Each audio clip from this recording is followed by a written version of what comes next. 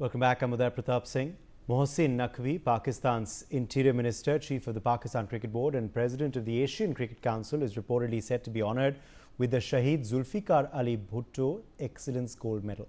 Organisers say the award recognises his principled and courageous stance during the trophy handover controversy at the recent Asia Cup final. Naqvi gained global attention when the Indian cricket team refused to accept the Asia Cup trophy from him following the final, a move widely interpreted as a political gesture.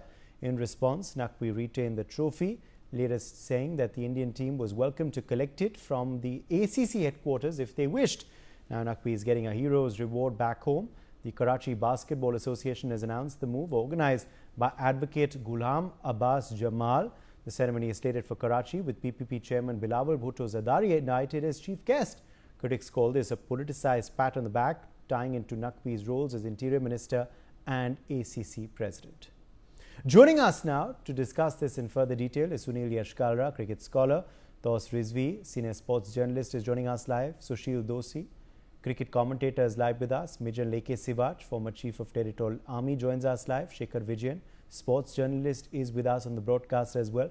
Major Sivach, is this the reason why many did not want India to play Pakistan in the first place?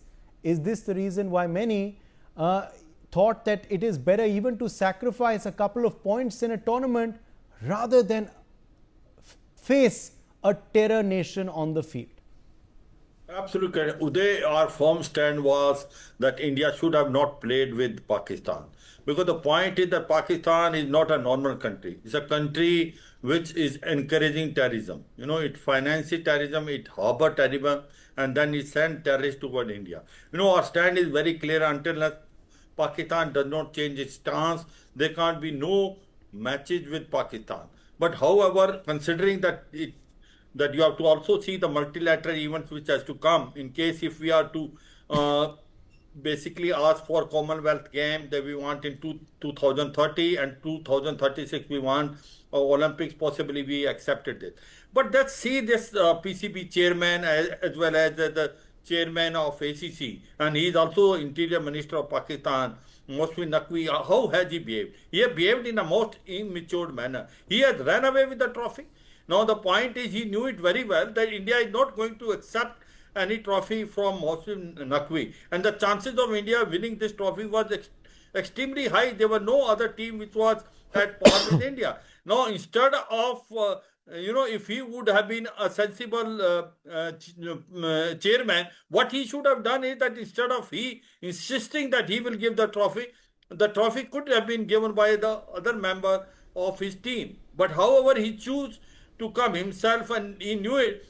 He knew it very well that India is not going to accept it, because we refused to even shake hands with Pakistani players, and very rightly, because they don't deserve to be there, because we feel Pakistan is a hub center of terrorism. We have nothing against, as far as the players are concerned, we are against the government of Pakistan, because they are the one which is basically celebrating terrorism. They are the one which are glamorizing the terrorism. It's a right and high time that it should be placed in a grey list of financial standards force.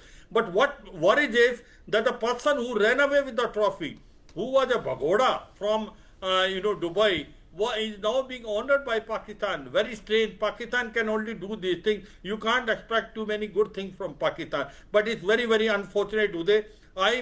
Is a very firm opinion. We should have not played with Pakistan. We should have basically boycotted them, because they are no match to us. But one good thing is there, that we had 3 matches with Pakistan and we defeated them completely, you can say, one-sided game. But all said and done, what they have shown it is the world to see it now. Interior Minister, ACC Chairman and PCB President, that instead of showing a larger heart, sending someone else to present the trophy, he ran away with the trophy, and a country like Pakistan gives him a gold medal. It's very ironical. I can only say this, Uday. All right, let me in fact also draw in Sunil Yashkalra now. Sunil Yashkalra, what is the reason for Mohsin Naqvi to suddenly receive this gold medal in Pakistan? Is it for being a trophy chore? Is it for acting in an immature manner? Or is it for actually shaming the sport of cricket. Now, we know that Pakistan has a habit of awarding people who least deserve it, like we saw Asim Munir, receive a Field Marshal award after Operation Sindoor, which Pakistan lost. Now a gold medal for Mohsin Naqvi. What is this for, Sunil? Well, absolutely. It defies all conventional wisdom when you talk about the gold medal for what? I mean, their team, let's talk in the cricketing terms. Their team lost 3-0 to India. That's the fact. They've lost convincingly in all the departments. Their team was the second worst batter in the power play. Their team, the bowling, when you look at it, they were completely, demolished on the field. Few months, just a fortnight ago, they were also beaten by Bangladesh in Tri-Nation Cup, and Afghanistan gave them a bit tough time at Sharjah, which I watched it with great intent. In fact, they've been getting abuses from the spectators, largely from the Afghanistan community in the stadium. But having said that, you must realize the guy is absolutely, if you look at the timeline, the guy is an absolute buffoon. I'll tell you why. The moment you go and you play a match and the team decides, your opponent decides, you don't have to shake hands. They created a hue and cry. Then they sacked their own manager, Waleed. Why? Because the manager did not lodge a complaint, because there is a stipulated time of 18 hours in which you have to lodge a complaint. He did not lodge a complaint, so he was fired by Mohsin Naqvi. Incidentally, as of yesterday, he's back again in the PCB quarters. Point number 2, you're talking about cricket, he's talking about handshake. We're talking about, the run rate, winning the Asia Cup for the 12th time or whatever. He's talking about, he's posting videos of Ronaldo talking about the Flyers and everything put together, the Jets and all. This is a laughable matter. And then on top of it, he's attacking the ICC referee, which they have no right. No team has the right to say, I don't want this. It is like going to a university and saying, please sack your vice chancellor because he was rude to us. The guy, even I've known Andy Pycroft, or I've seen him in Zimbabwe on one year occasion, but believe me, he's got more publicity in the last 15 days than what he would have done by playing for Zimbabwe in the last 20 years. He did play 3 tests and a few one days, but this is a laughable matter, and even they are laughing and they're chuckling. Again, the mood in the Pakistan, the press box was very divided. They came into against the Indian scribes in a very aggressive manner. Most of the time, I'm told that they were passing snide remarks. The journalist I'm talking about. So what he's done is that he's created a shenanigans. A group of hate mongers and the guys who are not talking or writing about cricket, but pushing and peddling the agenda of Mohsin Naqvi. Again, you must realize, and this is where you and I, our profession comes to shame.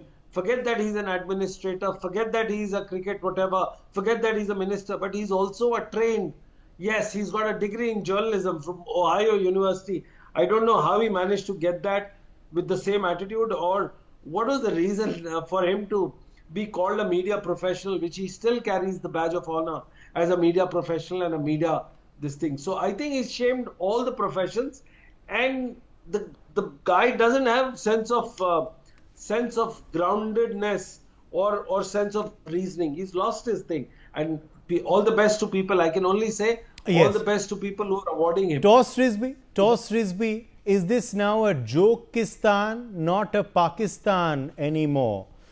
Gold medal for Mohsin Naqvi. For what, many are asking? What is the rationale behind this move? Is this the cheap thrills that Pakistan wanted? Lose the match, steal the trophy, award gold medals? No, I think this was exactly he was looking for, and they will be proud of. In fact, Mohsin Naqvi will be proud of his achievement, and the whole government is proud of whatever he's done, and that's why he's been blessed with maybe he's been rewarded with a gold medal. I've never heard something like this before. For stealing or is this kind of a nation's pride? I mean, you're looking at something, somebody who has stolen that did not belong to you. You've been rewarded for that. I mean, this is shameful. I mean, what else to say? I mean, exactly we saw what has happened throughout the tournament, the way these Pakistani cricketers behave. Of course, the handshake that was that did not come in the spirit of the game, nor the laws of the game, and all these things. Then followed by whatever things gestures came from Haris Rauf or Shadab Farhan, Shahid Zada Farhan, and then Mohsin Naqvi was the icing on the cake. I thought that was the finish. But then these guys have gone ahead, given a gold medal for stealing. See, I don't know whether to laugh, because at the end I agree with Sunil Bhai. He's not just a journalist; he's a cricket administrator. I mean, what other people would think, what other people from other professions, or maybe what other people from other sports bodies would think. Why is he being rewarded? Is this one of the reasons that the hatred for India has come in? That was one of the reasons. Is this why they couldn't make it to the Asia Cup? They couldn't live the Asia Cup. Hence, they chose to live the Asia Cup from taking away from the winners. So, I mean, this is at the end. I'm not able to understand what was the reward for. I mean, I think even if you ask a Pakistani or a journalist or anybody in the administration, they'll be wondering. They'll be scratching their heads, thinking कि यार ये क्या हो गया, ये क्यों दे रहे हैं, ये चोरी के लिए दे रहे हैं. And then it's चोरी यार. What else will you call? क्या achievement क्या है? क्या achievement है पाकिस्तान का ये series throughout? What have they achieved so far in cricket? Look at the women's team. We have a match against women's team. India is playing on October 5th. Again, उधर भी embarrassment होगा. Their cricket is going down completely, which they should focus on instead of these smaller achievements of stealing people's trophies. So this is more than embarrassing. Rather, it's embarrassing. It's beyond that. Yeah, it's beyond that. Completely confused. I am like looking. Why this is happening in Pakistan cricket? And I feel sad for them. By the way, this used to be at one stage. Sunil Bhai, Shekhar Bhai, we have seen exactly what kind of team this was. They used to respect each other. Now what? It is embarrassing. Sushil Doshi, what's your take on this? Was this planned all along?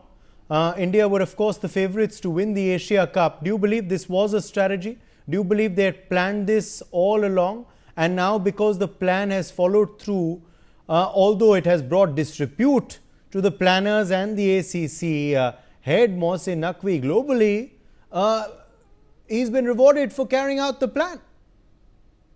I think Pakistan is totally living in the past.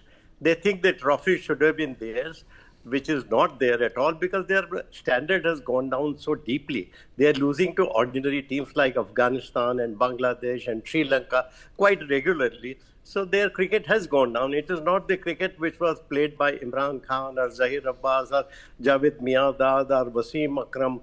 They were different kind of bowlers and different kind of batsmen. They were world-class people and world-class team. So they can't fathom. Today, if we compare their team, there is not even a single match winner in the entire cricket team. While India can boast of at least 6 to 7 match winners who can turn the table on their own. So Pakistan is suffering badly. Their cricket team is quite inferior to our cricket team. And what they have done, I think what Naqvi has done, what I realize is that he wants to draw attention away from the heavy defeat that they were inflicted on them. They lost 3 consecutive matches. So he wanted to bring out certain issues on which the public will draw attention on them and not on the defeats. So what he did things like childish things like this. I'll take away your chocolate and you can't get it because I deserve to get that chocolate. It's something like that, He just, went away and ran away with the trophy, which is quite childlike. But anyway, I think the deeper meaning is this, that they want to draw the attention of the people away from the heavy defeat inflicted on the cricket and their national pride. Because cricket, as it is, they think that they are right on top of cricket, They were at one stage of time, but they aren't anymore. They have to realize that. And that is what, prompted them to get into such activities which are more childish, more laughable, and they made a laughing stock of themselves all over the world. But anyway, as far as cricket is concerned, I think it's a very, very bad precedent. India is able to put the point forward that if you support terrorism, we are not going to shake hands with you. We might play because the world order is such. There are tournaments like Olympics, and there are Commonwealth tournaments, and there are hockey tournaments, and even in Olympics, our javelin thrower, he competes with a Pakistani. So that has to happen, because you can't, simply draw away. The world has to understand it. India should put forward its view on the entire world that terrorism has no place, and people indulging in terrorism should not be allowed. So this particular meaning is being carried forward by India, and successfully too, because India has sympathies all over the world about it, and they do know that terrorism really come from which country, and that is why India is being supported. Most of the cricketers all over the world, I've been talking to a few cricketers, and they have been talking about it, and they are saying, well, Pakistan don't deserve to be in a company of gentlemen, because it's a game of gentlemen, and terrorism is not an activity which can be called as a gentlemanship activity. Okay, let me in fact quickly also get you back in here, Major General Sivaj, on the parallel that we are drawing as well to what happened after Operation Sindoor. There, a general whose army was outclassed in every way was made a field marshal. They lost the war, the world knew it, they were begging for a ceasefire, which finally happened. They went and credited the US and everyone for that ceasefire themselves, but they knew the reason for why they begged for it was because they were outclassed, their runways were destroyed, their assets were pummeled, and terror infrastructure was dismantled as well. But what happened after? He was made a field marshal, General Asim Munir. Now, he's become a trophy chore. His team, as the PCB head, he should have resigned after this terrible defeat, but yet he is being awarded a gold medal. Is this what the standard in Pakistan has become? You do terribly and you are awarded medals. उल्टा चल रहा है पाकिस्तान में, ये उल्टा स्थान भी बन गया है. जोकिस्तान तो था ही में जनरल सिवाज, अब उल्टा स्थान भी बन गया. Absolutely, Uday, it is a laughable. You celebrate your defeat. You are telling to the whole world as if you have won the war, and everyone knows as to how much beating you got it in 4 days.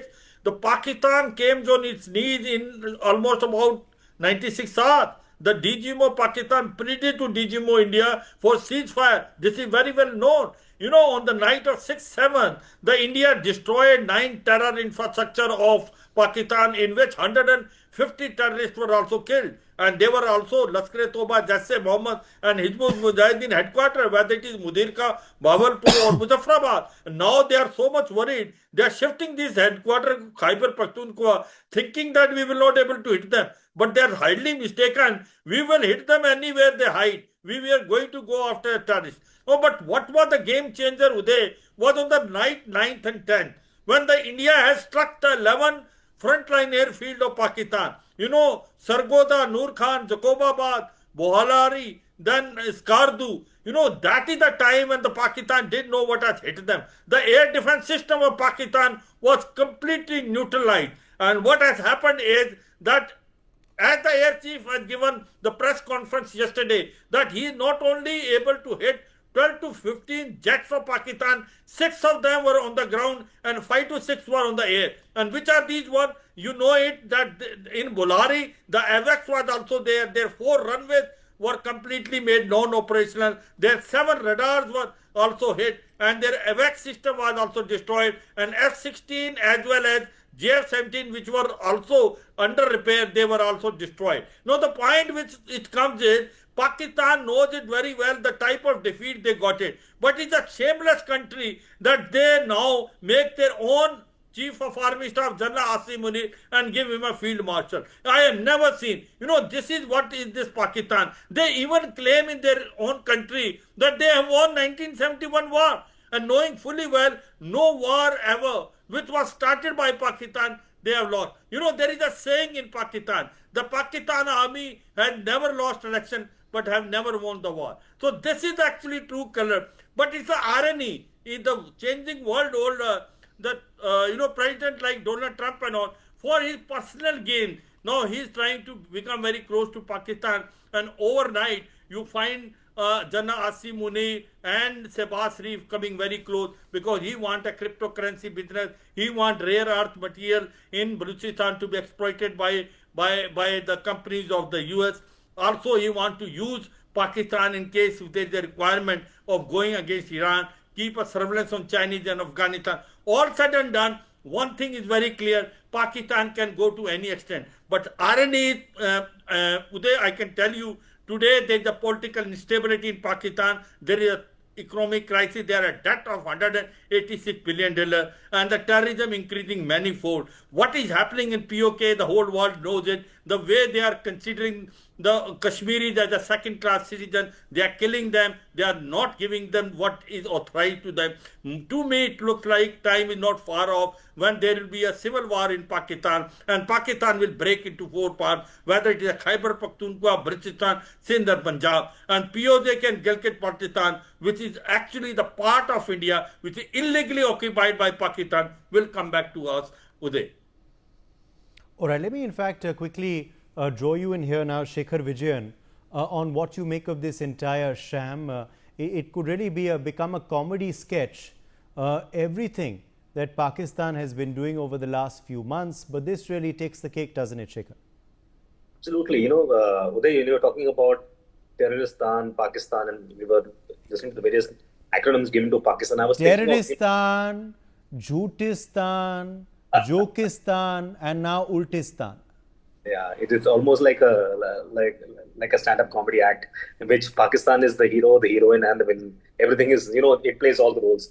I believe they take this, line quite seriously. You are your own competition. The fact that they're giving awards to themselves, the fact that they think they won a victory, with the Asia Cup, with what's happened, and the churlish behavior of the general, of the field marshal, of the players speaks for itself.